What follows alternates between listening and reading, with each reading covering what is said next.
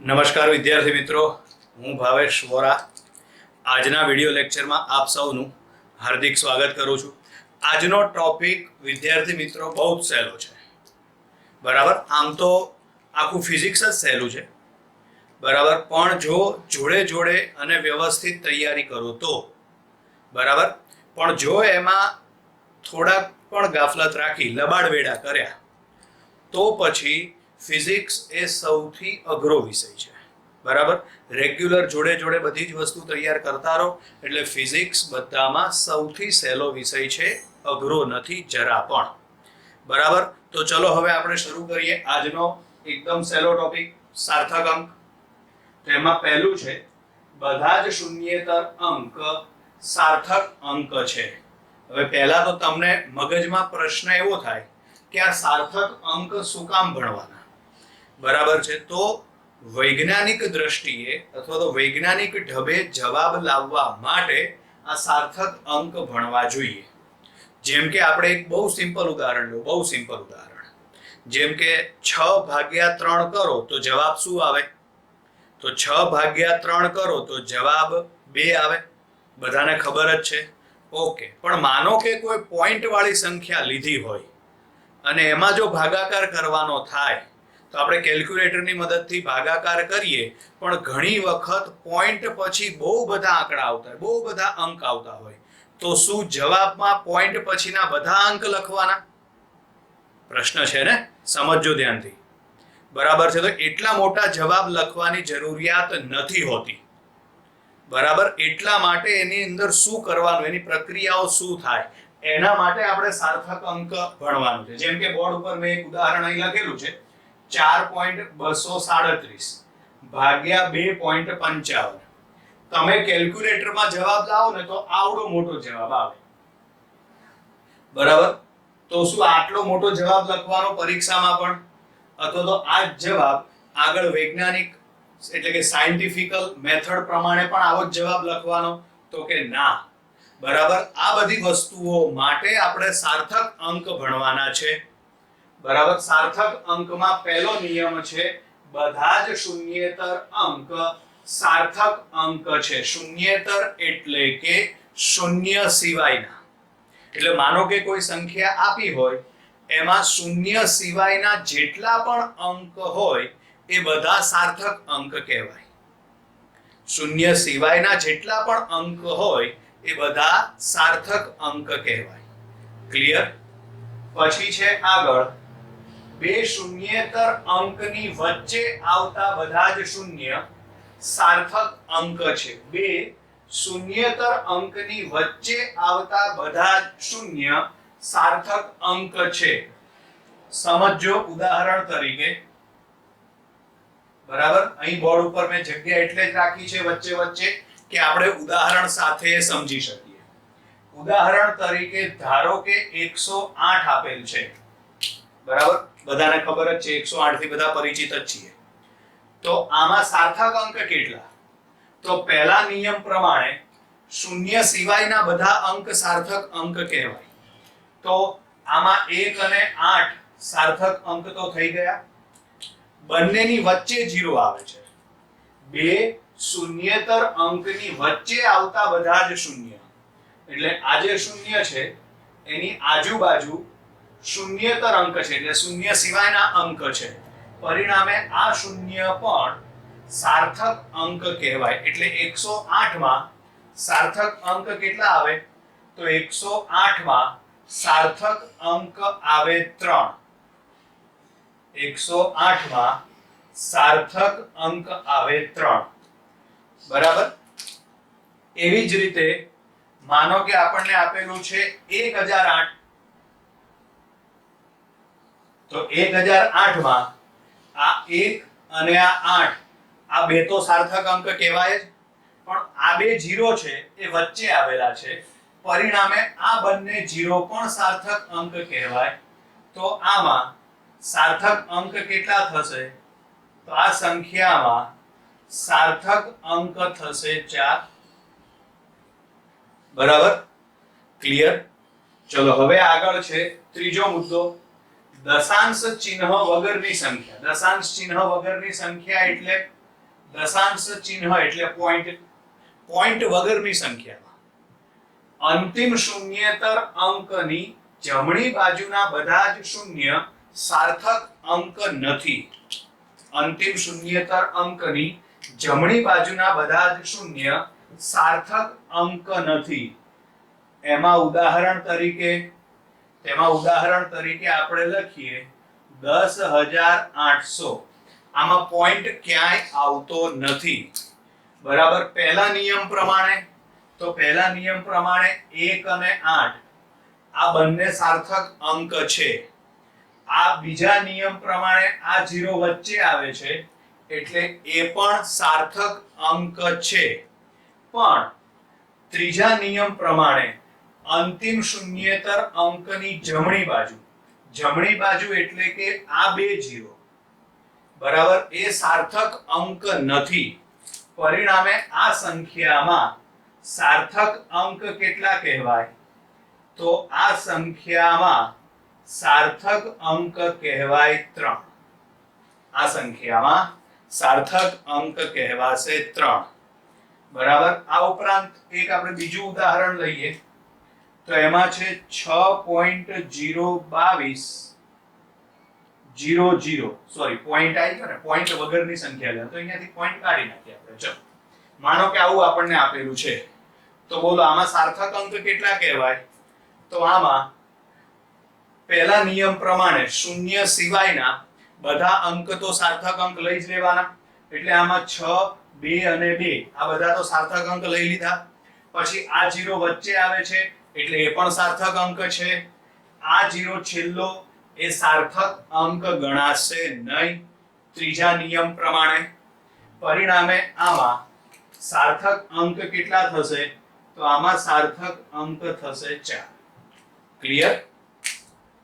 ચલો હવે આગળ છે દશાંશ ચિહ્ન વાળી સંખ્યામાં અંતિમ શૂન્યેતર અંકની જમણી બાજુના બધા જ શૂન્ય સાર્થક અંક છે. એટલે પોઈન્ટ વાળી સંખ્યા હોય ને તો આ બધા 0 છે ને એ સાર્થક અંક કહેવાય. પોઈન્ટ વગરની સંખ્યા હોય તો આ છેલ્લાના 0 સાર્થક અંક કહેવાય નહીં. જેમ કે આ જ સંખ્યા આપણે લઈએ.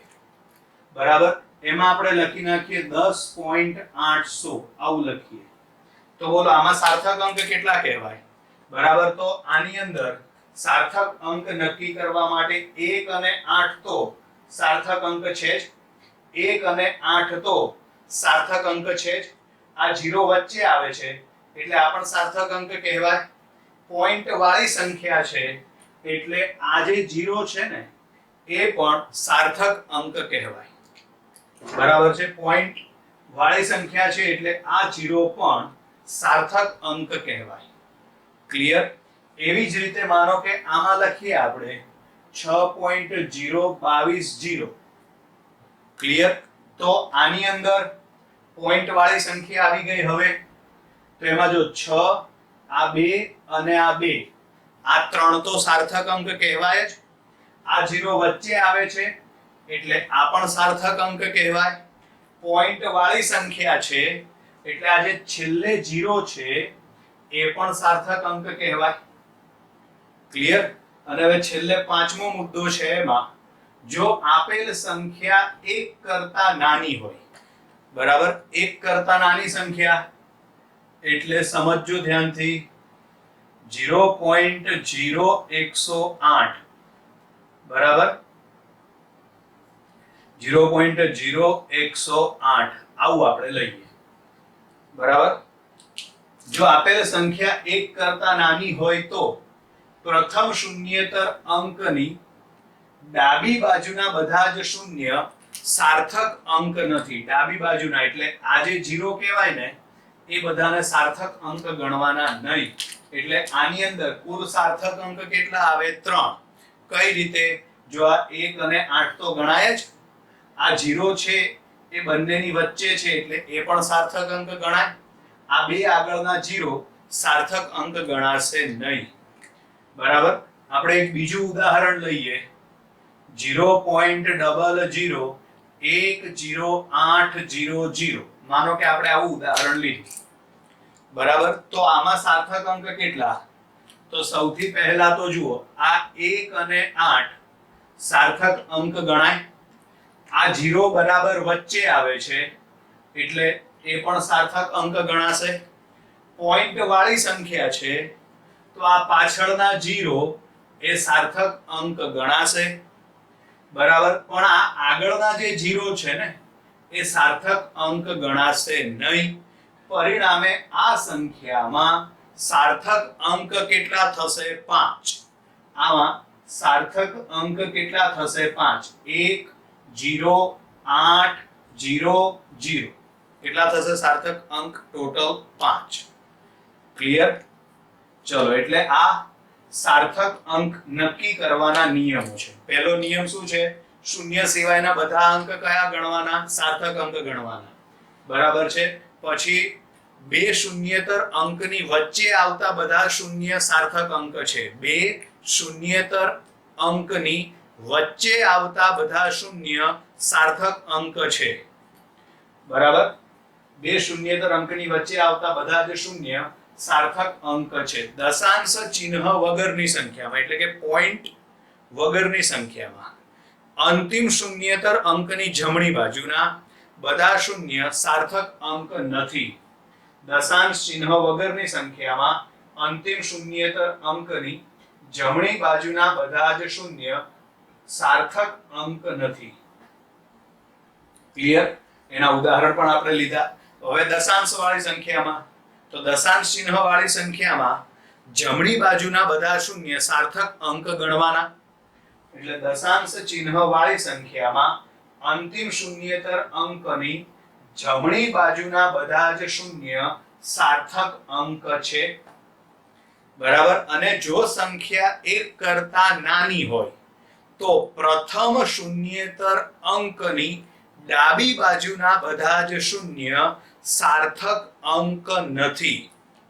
જો આપેલ સંખ્યા 1 કરતા નાની હોય તો પ્રથમ શૂન્યેતર અંકની ડાબી બાજુના બધા જ શૂન્ય સાર્થક અંક નથી. ક્લિયર? ચલો, હવે ગાણિતિક પ્રક્રિયાના નિયમો છે. ગાણિતિક પ્રક્રિયા એટલે સરવાળો બાદબાકી ગુણાકાર ભાગાકાર. બરાબર, એમાં પહેલા છે ગુણાકાર ભાગાકારમાં. બરાબર, જો શું કહે છે? સંખ્યાઓમાં ગુણાકાર કે ભાગાકારથી મળતા અંતિમ પરિણામમાં એટલા જ સાર્થક અંક રાખવા જોઈએ કે જેટલા મૂળ સંખ્યાઓ પૈકીની જે સંખ્યામાં લઘુત્તમ સાર્થક અંક હોય. જેમ કે ઉદાહરણ તરીકે આપણે આ બેનો ભાગાકાર કરીએ. બરાબર છે, તો ઉપર આ બેનો ભાગાકાર કરો ને એટલે આ જવાબ મળે. મેં આગળ જ કીધું એ પ્રમાણે આવડા મોટા જવાબ લખાય નહીં. એને તમારે સાયન્ટિફિકલ રીતે દર્શાવવા પડે. બરાબર છે, તો કઈ રીતે? જેમ કે ઉપરની સંખ્યા છે ને એમાં સાર્થક અંક કેટલા ગણાય? તો ઉપરની સંખ્યામાં સાર્થક અંક 4 છે, જ્યારે નીચેની સંખ્યામાં સાર્થક અંક કેટલા છે? 3 છે.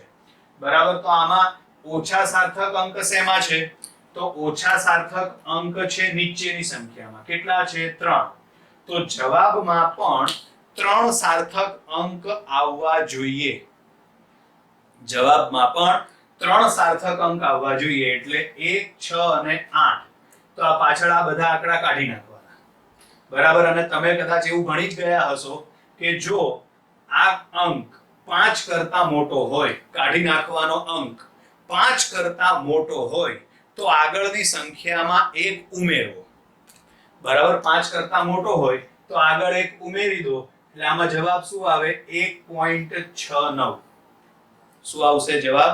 1.69. એટલે ગુણાકાર ભાગાકારની પ્રક્રિયામાં તમને જેટલી પણ સંખ્યા આપી હોય એમાં જે સંખ્યામાં સૌથી ઓછા સાર્થક અંક હોય એટલા સાર્થક અંક જવાબમાં આવવા જોઈએ. બરાબર, જેટલા સાર્થક અંક ઓછા સાર્થક અંક જે સંખ્યામાં હોય એટલા જ સાર્થક અંક જવાબમાં આવવા જોઈએ. ક્લિયર? હવે સરવાળા બાદબાકી માટે, તો સંખ્યાઓના સરવાળા બાદબાકીથી તે સંખ્યાઓમાંથી લઘુત્તમ દશાંશ સ્થાનો ધરાવતી સંખ્યામાં જેટલા દશાંશ સ્થાન હોય એટલા દશાંશ સ્થાનો અંતિમ પરિણામમાં આવવા જોઈએ. એટલે પોઈન્ટ પછી ધ્યાનમાં લેવાનું. જેમ કે આમાં પોઈન્ટ પછી દશાંશ, કેટલા દશાંશ સ્થાન છે? 2. આ 1 અને આ 2. આમાં પોઈન્ટ પછી એક દશાંશ સ્થાન છે, આ 1. આમાં પોઈન્ટ પછી 3 દશાંશ સ્થાન છે, 1 2 અને 3. આનો સરવાળો કરો એટલે આ સંખ્યા તમને મળે. બરાબર. પણ એને તમારે રાઉન્ડ ઓફ કરવી પડે, સાયન્ટિફિકલી રીતે દર્શાવવી પડે. તો આમાં પોઈન્ટ પછી સૌથી ઓછા દશાંશ સ્થાન શેમાં છે? પોઈન્ટ પછી. તો આમાં પોઈન્ટ પછી 2 દશાંશ સ્થાન, આમાં પોઈન્ટ પછી 1, આમાં પોઈન્ટ પછી 3. તો સૌથી ઓછા દશાંશ સ્થાન આમાં છે. કેટલા છે દશાંશ સ્થાન? 1. તો તમારે સંખ્યામાં, જવાબમાં પણ પોઈન્ટ પછી 1 દશાંશ સ્થાન હોવું જોઈએ. તો અહીં આગળ તમારે આ કાઢી નાખવાનું થાય. કાઢી નાખવાનો અંક કયો છે? 2. 5 કરતા નાનો છે. 5 કરતા નાનો હોય તો આગળ ઉમેરવાના નહીં, આગળની સંખ્યામાં કોઈ ફેરફાર કરવાનો નહીં. એટલે જવાબ શું લખાશે? 663.8. શું લખાશે જવાબ? 663.8. ક્લિયર? એટલે ગાણિતિક પ્રક્રિયા સરવાળા બાદબાકી ગુણાકાર ભાગાકાર. ગુણાકાર ભાગાકારમાં શું યાદ રાખવાનું? જેટલી પણ સંખ્યાનો ગુણાકાર ભાગાકાર કરતા હોય એમાં સૌથી ઓછા સાર્થક અંક જે સંખ્યામાં હોય, જવાબમાં પણ એટલા સાર્થક અંક આવવા જોઈએ. ક્લિયર? અને સરવાળા બાદબાકીમાં શું યાદ રાખવાનું? તો કે જેટલી પણ સંખ્યાઓનો સરવાળો બાદબાકી કરતા હોઈએ એમાં પોઈન્ટ પછી, પોઈન્ટ એટલે દશાંશ સ્થાન પછી જેટલી સાર્થક સંખ્યા અથવા તો જેટલા દશાંશ સ્થાન આવેલા હોય એટલા દશાંશ સ્થાન જવાબમાં હોવા જોઈએ. જેમ કે ઉદાહરણમાં આમાં કેટલા દશાંશ સ્થાન છે? પોઈન્ટ પછી 2. આમાં દશાંશ સ્થાન 1, આમાં દશાંશ સ્થાન કેટલા છે? 3. બરાબર. તો સૌથી ઓછા આમાં છે. તો જવાબમાં પોઈન્ટ પછી 1 દશાંશ સ્થાન હોવું જોઈએ. તો પોઈન્ટ પછી 1 દશાંશ સ્થાન એટલે 8 રાખવાનું. કાઢી નાખવાનો અંક કયો છે? 2. આ 2 5 કરતા નાનો છે. પરિણામે આગળના અંકમાં કોઈ ફેરફાર કરવાનો નહીં. એટલે જવાબ લખાય 663.8. હવે આગળ છે રાઉન્ડ ઓફ કરવાના નિયમો, જે તમે આગળ ભણી ગયા છો. બરાબર. જેમ કે કાઢી નાખવાનો અંક 5 કરતા મોટો હોય તો આગળના અંકમાં 1 ઉમેરવો. બરાબર. પછી છે કાઢી નાખવાનો અંક જો 5 કરતા નાનો હોય તો આગળના અંકમાં કોઈ ફેરફાર કરવાનો નહીં. બરાબર. પણ જો એક્ઝેક્ટ 5 હોય તો,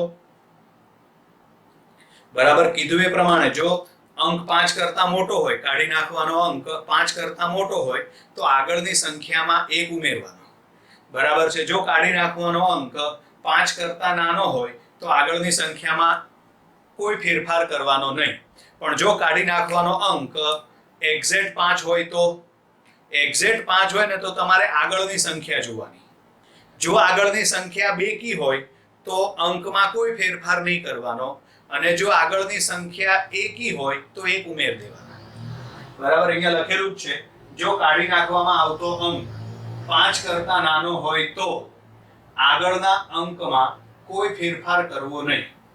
જો કાઢી નાખવામાં આવતો અંક 5 કરતા મોટો હોય તો આગળના અંકમાં 1 ઉમેરવો. ત્રીજું છે, જો કાઢી નાખવામાં આવતો અંક 5 હોય તો આગળનો અંક જોવામાં આવે છે.